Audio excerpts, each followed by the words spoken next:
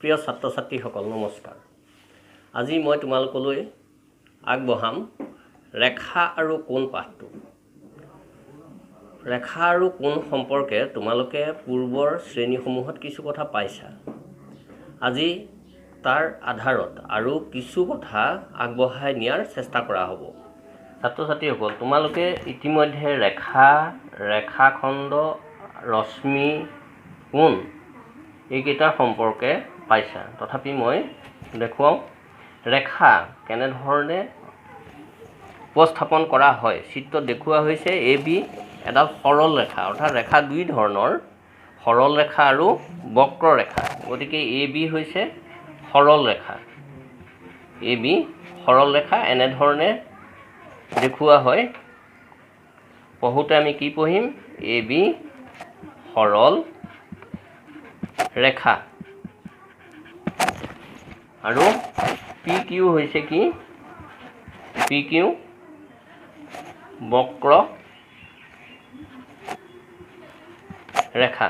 গতিকে এই দুই ধৰণৰ ৰেখা আছে। ৰেখাডালৰ দুই মূৰত দুটা কাঁড় চিন দি দেখুওৱা হৈছে, অৰ্থাৎ ইয়াক বহাই দিব পাৰি দুইফালে। তেনেকৈ বক্ৰৰেখাটো দুইফালে কাঁড় চিনে দেখুওৱা হৈছে, ইয়াক দুইফালে বা দুয়োটা দিশত বহাই দিব পাৰি। এতিয়া ৰেখাখণ্ড খণ্ড মানে অংশ। গতিকে ৰেখা এডালৰ পৰা এটা অংশ যদি কাটি লোৱা হয়, তেনেহ'লে তাক কি বুলি কোৱা হয়? ৰেখাখণ্ড। ধৰি লোৱা এইটো AB ৰেখাডালৰ পৰা যদি আমি এনেকৈ এটা অংশ কাটি লওঁ, AB, A আৰু B দুটা প্ৰান্তবিন্দু হিচাপে লৈ, তেতিয়া এইটো হ'ব ৰেখাখণ্ড। আৰু ইয়াক আমি এনেধৰণে দেখুৱাওঁ, AB ৰেখাখণ্ড। পঢ়োঁতে কেনেকৈ পঢ়িম? AB ৰেখাখণ্ড। এতিয়া তৃতীয়তে কি কৈছিলোঁ? ৰশ্মি চোৱা। ৰশ্মি ৰেখাডালৰ ওপৰত থকা এটা বিন্দুৰ পৰা এফালে যদি আমি বা এটা দিশত যদি এটা অংশ লওঁ, তেনেহ'লে সি হ'ব ৰশ্মি। ধৰি লোৱা এইটো আমি বিন্দু ল'লোঁ, AB ৰেখাৰ ওপৰত থকা এটা বিন্দু। ইয়াৰ পৰা এইফালে আমি অংশটো ল'লোঁ। ধৰি লোৱা এইটো P বিন্দু। ইয়াতে P বিন্দু এটা আমি যদি লওঁ, PB এটা ৰশ্মি হ'ব। তেনেকৈ এইফালে থকা অংশটো এটা ৰশ্মি হ'ব। এনেকৈ যদি লওঁ, এইটো P বিন্দুটো মই পৃথক কৰি দেখুৱাইছোঁ, এইফালে A আছিল, এইটো এটা ৰশ্মি। গতিকে চিত্ৰত মই দেখুৱাইছোঁ PB ৰশ্মিটো এনেকৈ দেখুওৱা হয় বা লিখা হয়। পঢ়োঁতে কি পঢ়িম? PB এডাল ৰশ্মি। তেনেধৰণে PA, এইটো যেনেকৈ BP হ'ব নোৱাৰে বা এইটো AP হ'ব নোৱাৰে, PA অৰ্থাৎ কাঁড় চিনটো যিটো দিশলৈ থাকে সেইটো দ্বিতীয় আখৰ হিচাপে লোৱা হয়। গতিকে এইটো হ'ব PA এডাল ৰশ্মি। এই সম্পৰ্কে তোমালোকে সবিশেষ আগতেও পাইছা, তথাপি ইহঁতৰ পাৰ্থক্যসমূহ তোমালোকে জানিব লাগে। মই কৈ দিওঁ, তোমালোকে যিহেতু আগতে পাইছা, তোমালোকে লিখি ল'বা যে AB এডাল ৰেখা। ইয়াত দেখিছোঁ যে দুইফালে কাঁড় চিন আছে, অৰ্থাৎ ইয়াক অসীমলৈ দুইফালে বহাই দিব পাৰি। ইয়াৰ কোনো প্ৰান্তবিন্দু নাথাকে। অন্যহাতে AB হৈছে এটা ৰেখাখণ্ড, দুইফালে দুটা প্ৰান্তবিন্দু আছে। গতিকে ৰেখাখণ্ডৰ দুইটা ফালে দুটা প্ৰান্তবিন্দু আছে। আৰু ৰশ্মিৰ আমি দেখিছোঁ এটা প্ৰান্তবিন্দু আছে আৰু ইয়াক এটা দিশত বহাই দিব পাৰি। গতিকে আমি ক'ম যে ৰেখাৰ প্ৰান্তবিন্দু নাই, ইয়াক দুয়োফালে বহাই দিব পাৰি। ৰেখাখণ্ডৰ দুটা প্ৰান্তবিন্দু আছে আৰু ৰশ্মিৰ এটা প্ৰান্তবিন্দু আছে, এটা দিশত বহাই দিব পাৰি। এতিয়া দেখিছোঁ ৰেখাখণ্ডটোৰ দুটা নিৰ্দিষ্ট প্ৰান্তবিন্দু আছে, গতিকে ইয়াৰ মাপ ল'ব পাৰি। কিন্তু ৰেখাৰ প্ৰান্তবিন্দু নাই, গতিকে ইয়াৰ কোনো নিৰ্দিষ্ট জোখ নাই বা মাপ আমি ল'ব নোৱাৰোঁ। একেধৰণে ৰশ্মিৰো আমি মাপ ল'ব নোৱাৰোঁ। এইকেইটা কথা তোমালোকে মনত ৰাখিবা। এইবাৰ চোৱা কোণ কি? দুডাল ৰশ্মি যদি একেটা প্ৰান্তবিন্দু হয়, এইটো এটা ৰশ্মি, এইটো ধৰি লওক প্ৰান্তবিন্দু, এইটো এটা ৰশ্মি, ইয়াৰো একেটা প্ৰান্তবিন্দু, এই দুইটা ৰশ্মিৰে একেটা প্ৰান্তবিন্দু আছে, অ' এ আৰু অ' বি, ৰশ্মি দুটাৰ একেটা প্ৰান্তবিন্দু অ'। এনেধৰণে দুডাল ৰশ্মিৰ যদি প্ৰান্তবিন্দু একেটা হয় তেনেহ'লে এটা কোণ উৎপন্ন হয়। গতিকে কোণ কাক বোলে বুলিলে আমি কি ক'ম? যদি দুডাল ৰশ্মিৰ প্ৰান্তবিন্দু একেটা তেনেহ'লে সেই চিত্ৰটোক বা সেই গঠন হোৱা চিত্ৰটোক এটা কোণ বোলে। ইয়াত চিত্ৰত এ অ' বি এটা কোণ। গতিকে কোণৰ নামাকৰণৰ ক্ষেত্ৰত তোমালোকে সতৰ্ক হ'বা। আমি এ অ' বি এনেকৈ এই কোণটোৰ নামাকৰণ কৰিছোঁ। পঢ়োঁতে কি পঢ়িম? কোণ এ অ' বি, কোণ এ অ' বি। ইয়াত আমি ইয়াৰ আখৰৰ ক্ৰম, মাজৰ আখৰটো আমি সলনি কৰিব নোৱাৰোঁ। অৰ্থাৎ সদায় কোণৰ নামাকৰণ কৰোঁতে শীৰ্ষবিন্দু যিটো থাকে, এই শীৰ্ষবিন্দুটো মাজত লিখা হয়। শীৰ্ষবিন্দু, এই শীৰ্ষবিন্দুটো মাজত লিখা হয়। আৰু বাকী দুটা ৰশ্মি দুটাক কি বুলি কোৱা হয়? কোণটোৰ ৰশ্মি দুটাক কি বুলি কয়? বাহু। গতিকে কোণ এটা গঠন হোৱা, কোণ গঠন কৰা ৰশ্মি দুডালক কোণটোৰ বাহু, ইংৰাজীত আৰ্ম বুলি কোৱা হয়, আৰ্মছ, বাহু বোলে। গতিকে কোণটোৰ দুটা বাহু অ' এ আৰু অ' বি। সাধাৰণতে আমি কোণ আঁকোতে আৰ চিন দি নেদেখাওঁ, অৰ্থাৎ ৰশ্মি হিচাপে নেদেখাওঁ, কেতিয়াবা এনেকৈও আঁকি দেখুওৱা হয়। এইটো এটা কোণ হ'ব, এ অ' বি কোণ। কিন্তু স্বাভাৱিকতে যেতিয়া আমি সংজ্ঞা লিখোঁ, কোণ সদায় দুটা ৰশ্মিয়ে গঠন হয়। এইটো কথা মনত ৰাখিবা। আৰু কোণৰ নামাকৰণত এইটো বিশেষভাৱে মনত ৰাখিবলগীয়া কথা যে শীৰ্ষবিন্দুটোৰ যিটো আখৰেৰে বুজোৱা হয় সেই আখৰটো কোণৰ নামাকৰণত মাজত লিখা হয়। এইটোক আমি অ' এ বি বা বি এ অ' লিখিব নোৱাৰোঁ বা অ' বি এ লিখিব নোৱাৰোঁ। ইয়াক সদায় আমি এ অ' বি বা বি অ' এ লিখিব পাৰোঁ, কাৰণ এই আখৰটো সদায় মাজত থাকিব লাগিব। এইটো কথা মনত ৰাখিবা। কোণৰ জোখ বা মাপ কি এককত লিখা হয় সাধাৰণতে? কোণৰ মাপ, কোণৰ মাপ কি এককত লিখা হয়? তোমালোকে ইতিমধ্যে পাইছা, ডিগ্ৰী, ডিগ্ৰী এককত সাধাৰণতে লিখা হয়। তেনেহ'লে আমি ইয়াৰ পৰা ক'ব পাৰোঁ যে আৰু একক থাকিব পাৰে, সাধাৰণতে লিখা হয়। যেনে এইটো কোণ আমাৰ জুখিবৰ কাৰণে এটা সঁজুলি আছে, তাৰ কোণ মাপক যন্ত্ৰ বুলি কোৱা হয়। গতিকে তাৰ সহায়ত আমি জুখিব পাৰোঁ। এইটো জুখি আমি এনেধৰণে সাধাৰণতে কোণটো লিখোঁ। ধৰি লোৱা এই কোণটোৰ নাম পি কিউ আৰ। গতিকে পি কিউ আৰ কোণৰ মাপ 60 ডিগ্ৰী। কেতিয়াবা কোণৰ মাপ বুজাবলৈ এনেকৈ লিখা হয়, measurement of angle P Q R. পঢ়োঁতে এনেকৈ পঢ়িব পাৰোঁ, ইকুৱেল 60 ডিগ্ৰী। কিন্তু আমি এনেকৈও লিখোঁ, P Q R equal 60 degree বুলিলে আমি বুজিম যে পি কিউ আৰ কোণটোৰ মাপ 60 ডিগ্ৰী। এনেকৈ এমটো নিলিখি সাধাৰণতে এনেকৈও লিখা হয় পি কিউ আৰটো। গতিকে তোমালোকৰ কিতাপত এনেধৰণে লিখা আছে, এমটো লিখা নাই। সেইটো কথা মনত ৰাখিবা। এতিয়া কোণৰ মাপ অনুযায়ী কোণবোৰক কিছুমান ভাগত ভাগ কৰা হৈছে। তোমালোকে ইতিমধ্যে পাইছা কোণৰ ভাগ, কোণৰ মাপ অনুযায়ী কৰা হয়। এতিয়া মাপ অনুযায়ী কেনেধৰণে ভাগ কৰা হৈছে? কোণক আমি জোখ লওঁতে দুডাল যদি পৰস্পৰ ইডালৰ ওপৰত সিডাল থিয় হৈ থাকে ৰশ্মি, তেনেহ'লে এই কোণটোক আমি কওঁ 90 ডিগ্ৰী কোণ।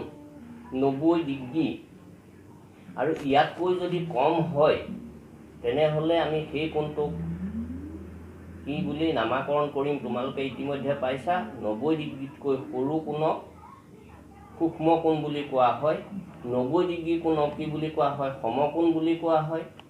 90 ডিগ্ৰী আৰু 180 ডিগ্ৰীৰ মাজত যদি হয়, ধৰি লোৱা এইটো এটা 120 ডিগ্ৰী কোণ, এই কোণটো কি বুলি কোৱা হয় তোমালোকে জানা? এইটো স্থূল কোণ বুলি কোৱা হয়। 180 ডিগ্ৰী যদি হয়, 180 ডিগ্ৰী দেখুৱাবলৈ আমি এনেকৈ এটা বিন্দুত ল'ম, এনেকৈ দেখুৱাম। এই 180 ডিগ্ৰী এই কোণটোক কোৱা হয় সৰল কোণ। আৰু 180 ডিগ্ৰী আৰু 360 ডিগ্ৰীৰ মাজত যদি হয়, তেনেহ'লে তাক কোৱা হয় প্ৰবৃদ্ধ কোণ। গতিকে কোণৰ ভাগসমূহ প্ৰবৃদ্ধ কোণ মই ইয়াৰ কাষতে আঁকি দেখুৱাইছোঁ, তোমালোকে চোৱা। ধৰি লোৱা এই কোণটো ইয়াৰ পৰা ইয়ালৈ যদি আমি মাপ লওঁ, এইটো যদি 200 ধৰি লোৱা 90 ডিগ্ৰী, তেনেহ'লে এই কোণটো কি হ'ব? প্ৰবৃদ্ধ কোণ। গতিকে মাপ অনুযায়ী কোণসমূহক আমি এনেকৈ ভাগ কৰিব পাৰোঁ। সূক্ষ্ম কোণ, সূক্ষ্ম কোণ, ইয়াৰ মাপ কি বুলি ক'লোঁ? 90 ডিগ্ৰীতকৈ কম মাপৰ কোণ। দ্বিতীয়তে সমকোণ। সমকোণ কি কৈছোঁ? যে যি কোণৰ মাপ 90 ডিগ্ৰী, যি কোণৰ মাপ 90 ডিগ্ৰী, সেই কোণক সমকোণ বোলে।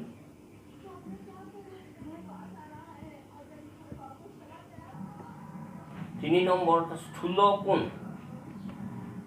স্থূল শব্দটোৰ অৰ্থ হ'ল ডাঙৰ। স্থূল কোণ 90 ডিগ্ৰীতকৈ বেছি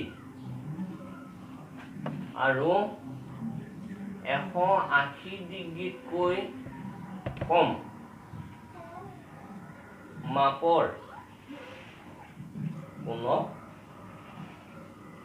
স্থূল কোণ বোলে। স্থূল কোণ বোলে।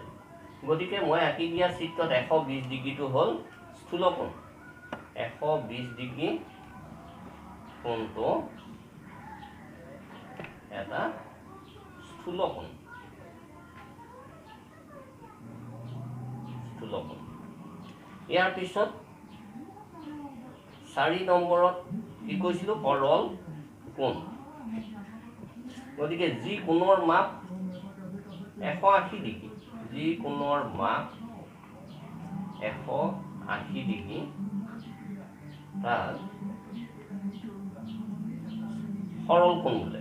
সৰল কোণ বোলে। এইটো মনত ৰাখিবা। ইয়াৰ পিছত প্ৰবৃদ্ধ কোণ। প্ৰবৃদ্ধ কোণ। প্ৰবৃদ্ধ 180 ডিগ্ৰীতকৈ বেছি আৰু 360 ডিগ্ৰীতকৈ কম। এতিয়া আমি কি ক'ম? যি কোণৰ মাপ 180 ডিগ্ৰীতকৈ বেছি আৰু 360 ডিগ্ৰীতকৈ কম, তেনে কোণক প্ৰবৃদ্ধ কোণ বোলে। প্ৰবৃদ্ধ কোণ বোলে। শেষত চোৱা সম্পূৰ্ণ কোণ। সম্পূৰ্ণ কোণ। যি কোণৰ মাপ, যি কোণৰ মাপ 360 ডিগ্ৰী, তাক সম্পূৰ্ণ কোণ বোলে। গতিকে মই সম্পূৰ্ণ কোণটো আমি কেনেকৈ দেখুৱাম? এইটো ৰেখা এনেকৈ আমি দেখুৱাব পাৰোঁ। এইটো সম্পূৰ্ণ কোণ, অৰ্থাৎ এইডাল ঘড়ী কাটা যেনেকৈ ঘূৰে, এইডালত যদি এপাক সম্পূৰ্ণ এনেকৈ ঘূৰি আকৌ আগৰ অৱস্থান পায়, তেনেহ'লে 360 ডিগ্ৰী কোণ হ'ব। এতিয়া আমি যিখিনি আলোচনা কৰিলোঁ তাৰ আধাৰত তোমালোকক এটা অনুশীলনী দিয়া আছে, শ্ৰেণী অনুশীলনী 1। মই প্ৰশ্নৰ সমূহৰ উত্তৰ কৰি দিছোঁ, তোমালোকে মনত ৰাখিবা, কাৰণ এইখিনি প্ৰাথমিক কথা অতি জনা প্ৰয়োজন। প্ৰথম দিয়া আছে যিকোণৰ মাপ 90 ডিগ্ৰী তাৰ নাম। যিকোণৰ মাপ 90 ডিগ্ৰী তাৰ নাম কি? আমি কি বুলি কওঁ? সমকোণ।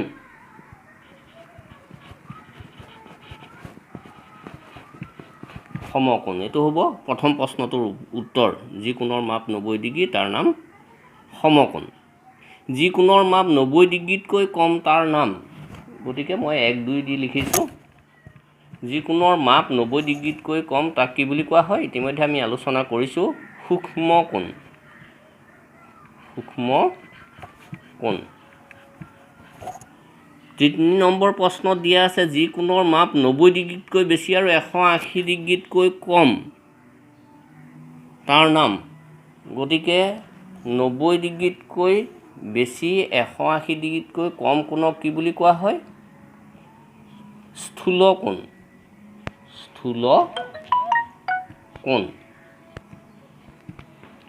4 নম্বৰ, তোমালোকক ব্লক কৰি দিয়া আছে, ব্লকৰ ভিতৰত লিখিবা, চাই ল'বা প্ৰশ্ন।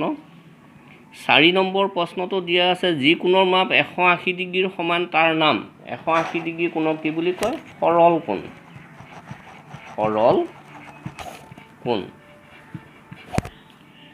ইয়াৰ পিছৰ প্ৰশ্নত দিয়া আছে যিকোণৰ মাপ 360 ডিগ্ৰী তাৰ নাম। 360 ডিগ্ৰীৰ সমান কোণক কি বুলি কোৱা হয়? সম্পূৰ্ণ কোণ। সম্পূৰ্ণ কোণ। গতিকে এইকেইটা হ'ল শ্ৰেণী অনুশীলনী 1ৰ উত্তৰ। 6 নম্বৰটোত চোৱা যিকোণৰ মাপ 180 ডিগ্ৰীতকৈ বেছি কিন্তু 360 ডিগ্ৰীতকৈ কম তাক কি বুলি কোৱা হয়? প্ৰবৃদ্ধ কোণ। 180 ডিগ্ৰীতকৈ বেছি, 360 ডিগ্ৰীতকৈ কম। এইবাৰ প্ৰশ্ন নম্বৰ B2, ওপৰৰ প্ৰতিবিধ কোণৰে এটাকৈ চিত্ৰ আঁকা। এই চিত্ৰ তোমালোকে নিজে আঁকিবা, মই ইতিমধ্যে যিহেতু আঁকি ওপৰত দেখুৱাইছোঁ। এইবাৰ আমি জোৰ হিচাপে সম্পৰ্ক থকা কোণবোৰৰ বিষয়ে আলোচনা কৰোঁ। জোৰ হিচাপে সম্পৰ্ক থকা কোণ, প্ৰথম আছে সন্নিহিত কোণ। সন্নিহিত মানে আমি অৰ্থটো কি বুজি পাওঁ? সন্নিহিত মানে ওচৰা ওচৰি। এতিয়া দুটা কোণ সন্নিহিত বুলি কেতিয়া কোৱা হয়? চিত্ৰত মই দেখুৱাইছোঁ দুটা কোণ, এটা ABC কোণ আৰু এটা হ'ল CBD কোণ। ABC কোণ আৰু CBD কোণ, এই দুটা কোণ। এই দুটা কোণত আমি দেখিছোঁ যে দুয়োটা কোণৰ এটা সাধাৰণ বাহু আছে আৰু সাধাৰণ বাহুটোৰ দুইফালে কোণ দুটা আছে। এনেধৰণৰ কোণক কি বুলি কোৱা হয়? এই কোণযোৰক সন্নিহিত কোণ বুলি কোৱা হয়। গতিকে সন্নিহিত কোণ কাক বুলিলে আমি কি ক'ম? সন্নিহিত কোণ।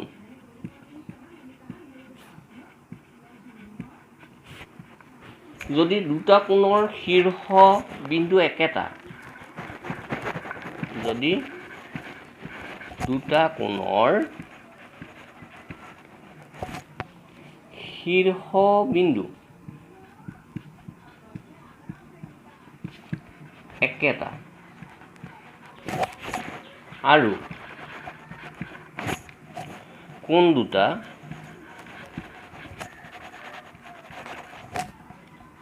এডাল সাধাৰণ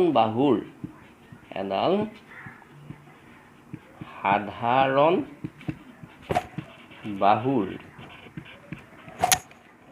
বিপৰীত ফালে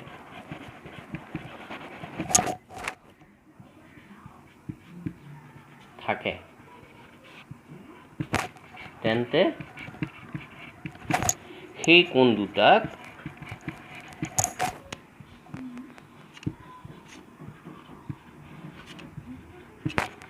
সন্নিহিত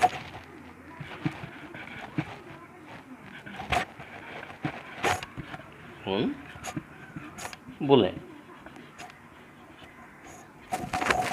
গতিকে আমাৰ চিত্ৰত সাধাৰণ বাহু BC, অৰ্থাৎ BC বাহুৰ দুয়োফালে দুটা কোণ আছে আৰু B2 হ'ল শীৰ্ষবিন্দু।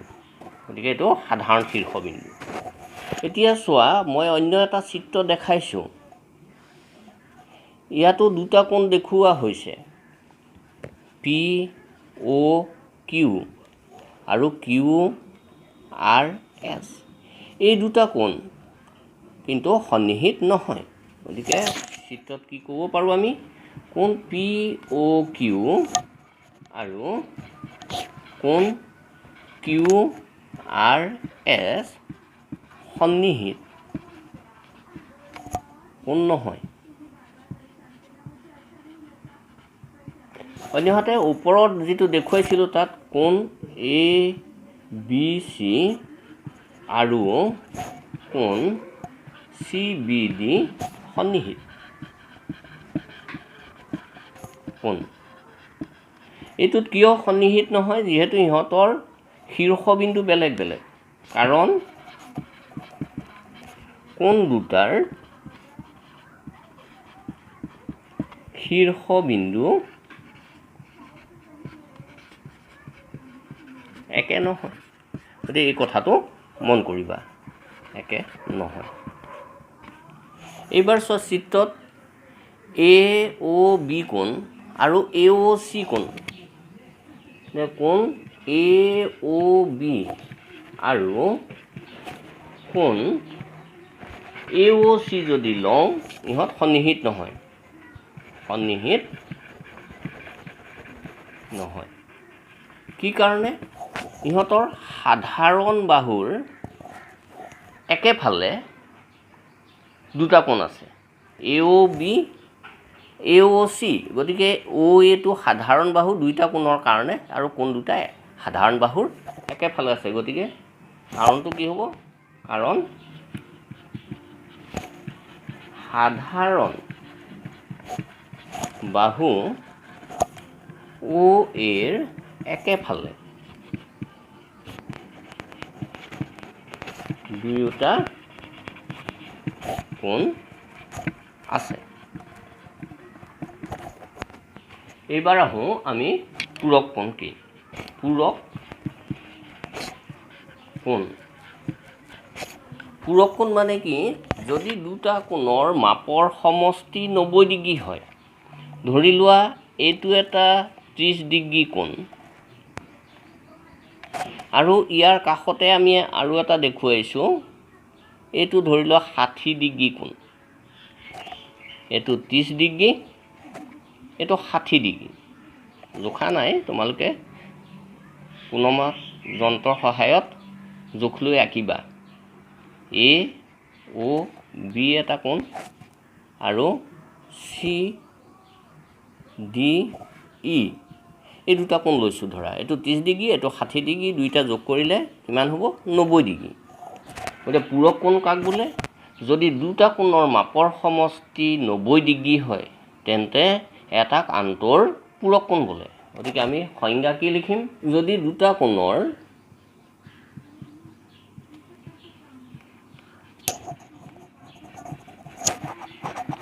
মাপৰ সমষ্টি, মাপ মানে জোখ, মাপৰ সমষ্টি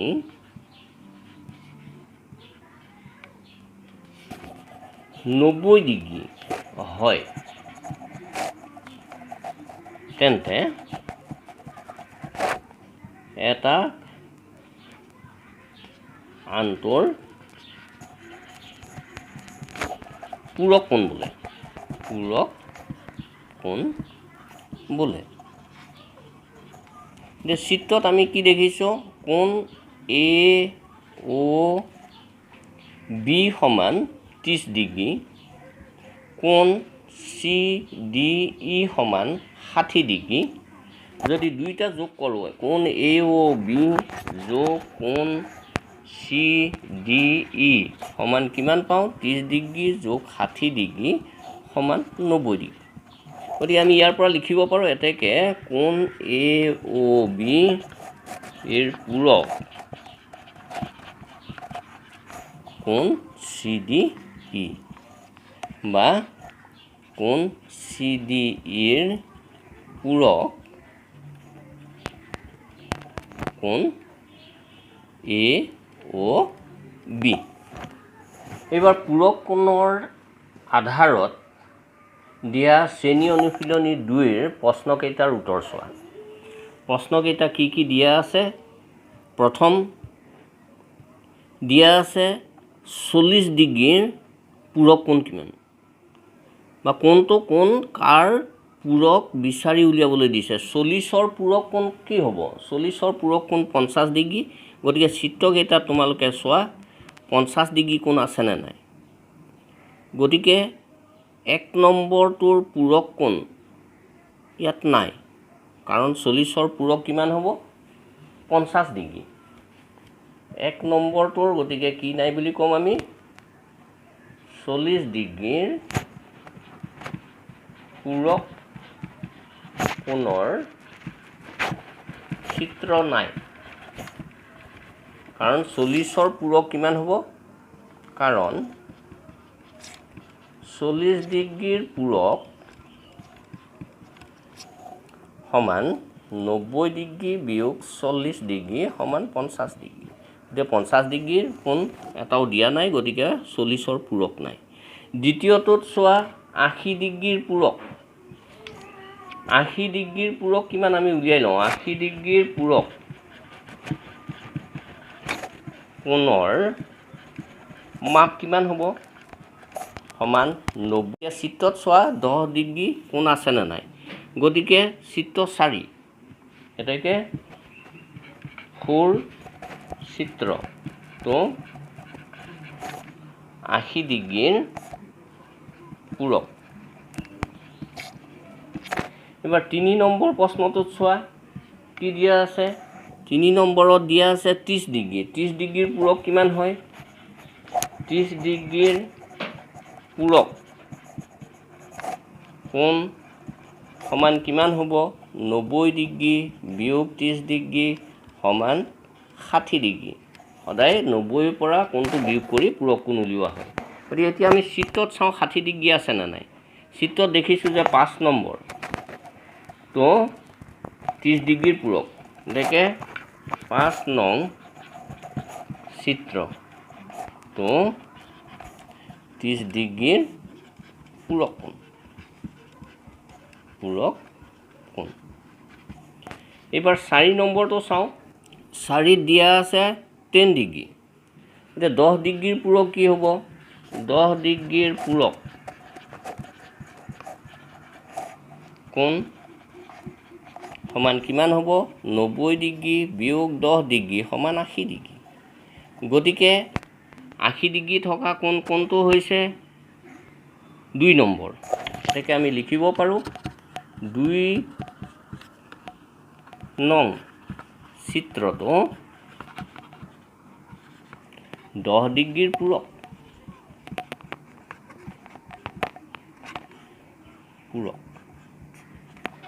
5 নম্বৰত আছে 60 ডিগ্ৰী কোণ। 60 ডিগ্ৰীৰ পূৰক কিমান হয়? 60 ডিগ্ৰীৰ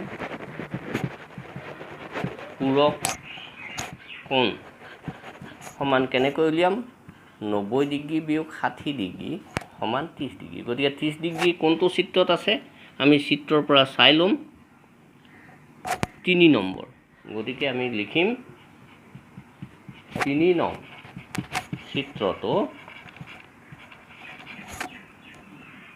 60 ডিগ্ৰীৰ পূৰক।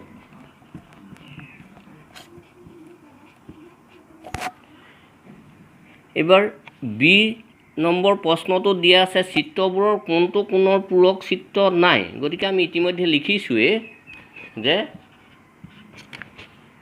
1 নং চিত্ৰত দিয়া 40 ডিগ্ৰী কোণৰ পূৰক কোণৰ চিত্ৰ নাই।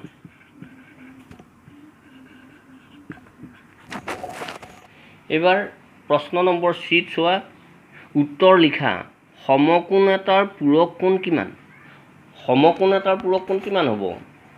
অৰ্থাৎ 90 ডিগ্ৰীৰ লগত কি যোগ কৰিলে 90 ডিগ্ৰী হ'ব? গতিকে 0 হ'ব, 0 ডিগ্ৰী। গতিকে প্ৰথম প্ৰশ্নটোৰ উত্তৰ হ'ব 0 ডিগ্ৰী। মই অকল উত্তৰটো লিখি দিছোঁ যিহেতু এইবিলাক চমু প্ৰশ্ন। দ্বিতীয়টো কি দিয়া আছে যে দুটা সূক্ষ্ম কোণ তোমাৰ বহীত আঁকা যাতে এটা আনটোৰ পূৰক। যে দুটা সূক্ষ্ম কোণ আঁকিব লাগে এটা আনটোৰ পূৰক। মই ইতিমধ্যে আঁকি দেখুৱাইছোৱে, তোমালোকে 60 ডিগ্ৰী আৰু এটা 30 ডিগ্ৰী কোণ আঁকিবা। কি আঁকিবা? 30 ডিগ্ৰী আৰু 60 ডিগ্ৰী মাপৰ দুটা কোণ আঁকিবা। এইটো নিজে আঁকি ল'বা জোখ লৈ। 3 নম্বৰত কি দিয়া আছে? স্থূলকোণ এটাৰ পূৰক কোণ থাকেনে? স্থূলকোণ মানে যিহেতু 90 ডিগ্ৰীতকৈ বেছি, গতিকে তাৰ পূৰক কোণ নাথাকে। গতিকে কি লিখিম আমি? নাথাকে। 4 নম্বৰ 32 ডিগ্ৰী কোণটোৰ পূৰক কোণটোৰ মাপ কিমান? গতিকে 32 ডিগ্ৰী কোণৰ পূৰক কোণ কিমান হ'ব? সমান 90 degree minus 32 degree equal 10 minus 2 8 8 minus 3 5, গতিকে 58 ডিগ্ৰী। এইবাৰ আছে এটা কোণ লিখা যি তাৰ পূৰকৰ সমান। গতিকে এটা কোণ পূৰকৰ সমান কেনেকৈ লিখিম? ধৰি ল'লোঁ x, ধৰা হ'ল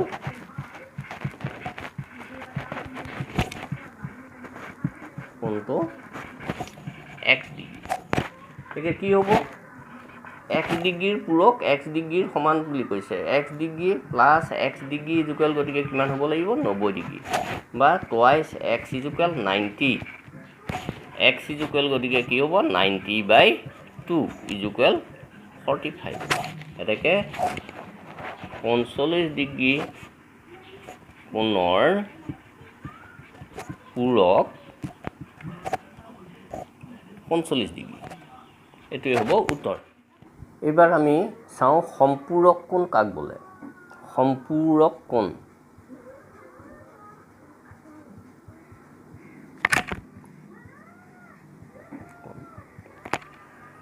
দুটা কোণৰ সমষ্টি যদি দুই সমকোণৰ সমান অৰ্থাৎ 180 ডিগ্ৰী হয় তেন্তে এটা কাণটোৰ সম্পূৰক কোণ বোলে। এতিয়া কি ক'লোঁ? দুটা কোণৰ মাপৰ সমষ্টি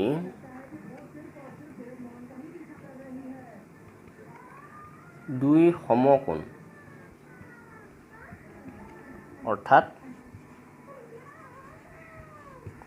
180 ডিগ্ৰী হ'লে এটাক আনটোৰ সম্পূৰক কোণ বোলে। গতিকে আমি এযোৰ সম্পূৰক কোণ আঁকো। ধৰি লোৱা এটা কোণ 60 ডিগ্ৰী। ইয়াৰ কাষতে আমি অন্য এটা কোণ আঁকিলোঁ। অন্য এটা কাষতে নাআঁকিলেও হয়, কিন্তু 60 ডিগ্ৰীৰ লগত কিমান যোগ কৰিলে 180 হ'ব? 120 ডিগ্ৰী। গতিকে এই কোণ দুটা পৰস্পৰ সম্পূৰক। গতিকে আমি ক'ব পাৰোঁ 60 ডিগ্ৰী কোণটো বা কোণৰ সম্পূৰক কোণ কেনেকৈ উলিয়াম? সমান 180 ডিগ্ৰী বিয়োগ 60 ডিগ্ৰী সমান 120 ডিগ্ৰী। একেদৰে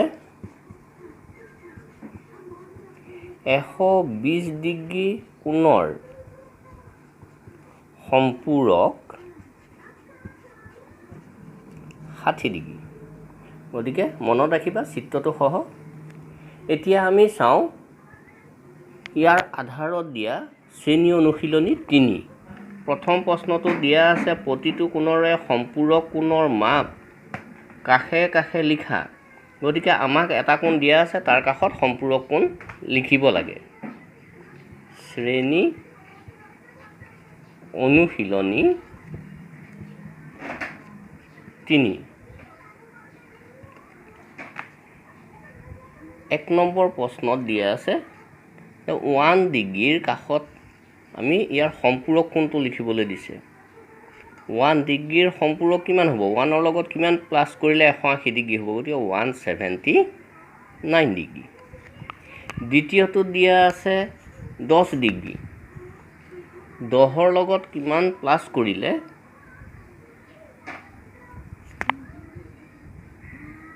180 ডিগ্ৰী হ'ব গতিকে 10 ডিগ্ৰীৰ লগত কিমান প্লাছ কৰিব লাগিব 170 ডিগ্ৰী দুইটা প্লাছ কৰিলে 180 ডিগ্ৰী হ'ব 3 নম্বৰ চোৱা 70 ডিগ্ৰী আছে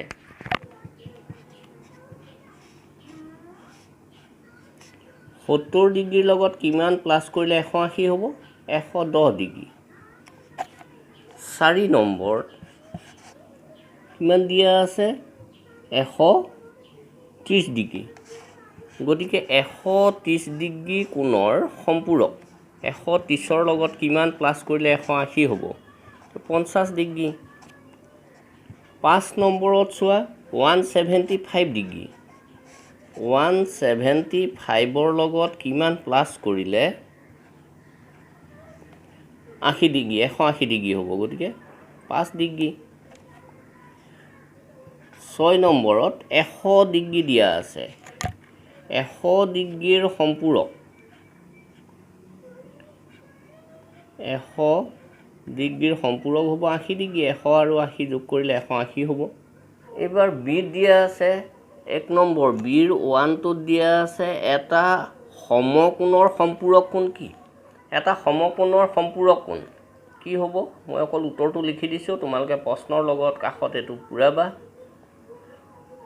সমকোণ মানে 90 ডিগ্ৰী গতিকে 90 ডিগ্ৰীৰ সম্পূৰক কোণ কিমান হ'ব 90 90 প্লাছ কৰিলে যেহেতু 180 হয় কাষতে কৰি ল'বও পাৰা 90 ডিগ্ৰী বা এক সমকোণো লিখিব পাৰা তো 1 নম্বৰ দ্বিতীয়টো দিয়া আছে এটা সূক্ষ্ম কোণৰ সম্পূৰক কোণ সূক্ষ্ম কোণ হ'ব পাৰেনে সূক্ষ্ম কোণৰ সম্পূৰক কোণ সূক্ষ্ম কেনেকৈ হ'ব সূক্ষ্ম কোণ বুলিলে 90 ডিগ্ৰীতকৈ সৰু গতিকে তাৰ সম্পূৰক কোণটো 90 ডিগ্ৰীতকৈ বেছি হ'ব গতিকে এটো উত্তৰ হ'ব নোৱাৰে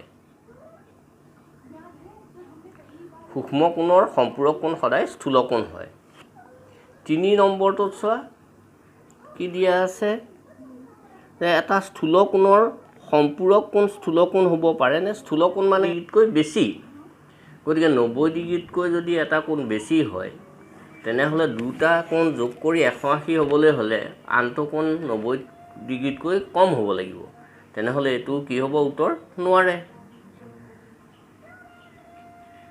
স্থূল কোণৰ সম্পূৰক কোণ গতিকে স্থূল কোণ হ'ব নোৱাৰে গতিকে এই তিনিটাই হ'ব উত্তৰ এবাৰ সি প্ৰশ্ন চোৱা সত্য নে অসত্য সত্য হ'লে ৰাইট চিন দিবলৈ দিছে অসত্য হ'লে কাটি দিবলৈ দিছে গতিকে 1 নম্বৰটোত দিয়া আছে সমকোণৰ সম্পূৰক কোণ সদায়ে সমকোণ সমকোণ মানে হ'ল 90 ডিগ্ৰী 90 ডিগ্ৰীৰ গতিকে সম্পূৰকটো 90 ডিগ্ৰী হয় অৰ্থাৎ সমকোণৰ সম্পূৰক সমকোণ গতিকে এইটো সত্য